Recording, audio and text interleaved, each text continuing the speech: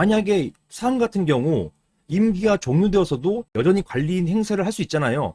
민법상 긴급사무처리권에 있어서요. 이런 경우에 만약 관리인이다라고 하면은 그분에게 관리인에게 구분수유자 5분의 1 이상이 회의 목적 사항, 즉 신규 관리인 선임의 건 이것을 밝혀가지고 소집을 청구해야 돼요. 그러면 그 임기 만료된 관리단 회장이 집회를 수집해야 되는 것이고, 만약에 이 경우에 집회 수집을 거부할 경우에 그 경우에 비로소 법원의 허가를 받아서 집회를 수집할 수 있게 되는 것입니다. 이 규정을 가지고서 아마 질문 주신 분께서 혼동하신 것 같아요. 충분히 이해됩니다. 왜냐하면 이 경우에 관리인이 있는 경우인지 없는 경우인지 잘 모르시기 때문에요. 만약에 이 임기가 종료한 관리단 회장이 관리인이 아닌 경우에, 이 경우에는 관리인이 없는 경우가 되는 거잖아요.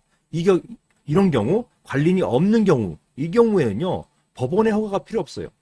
법원의 허가는 묻지 않고 바로 구분 소유자 5분의 1 이상이, 지분 필요 없습니다. 구분 소유자 5분의 1 이상이 집회를 소집해가지고 총회를 열 수가 있어요. 관련 집회를 열 수가 있습니다. 열어서 가결을 시킬 수가 있는 거예요. 자, 다음 한번 보시겠습니다. 자, 그래서 집합건물법에 따라서 관리인이 있는 경우에는 관리인에게, 관리인이 없는 경우에는 구분 소유자 5분의 1 이상이 직접 집회를 개최할 수가 있습니다.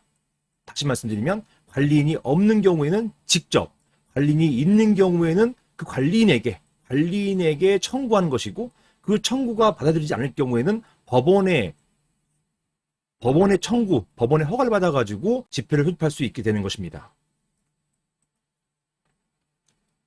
자, 그런데 중요한 거예요. 이제 관리인의 임기가 종료된 경우, 이 경우에 과연 관리인이 있는 경우일까요? 없는 경우일까요?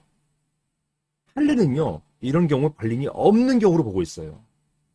관리인이 없는 경우로 할 것이기 때문에 집합건물법 1, 2, 3항이 아니라 4항에 따라 가지고 구분 소유자 5분의 1 이상이 직접 집회를 개최하면 족한 것이지, 별도로 관리단 집회에 허가를 법원에 구할 필요가 없다라는 것입니다.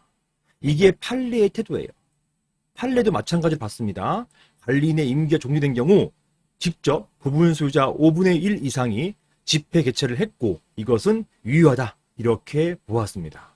따라서 이번에 정리하시면 돼요. 관리인의 임기가 종료되었을 경우에 이 경우는 관리인이 없는 경우에 해당된다.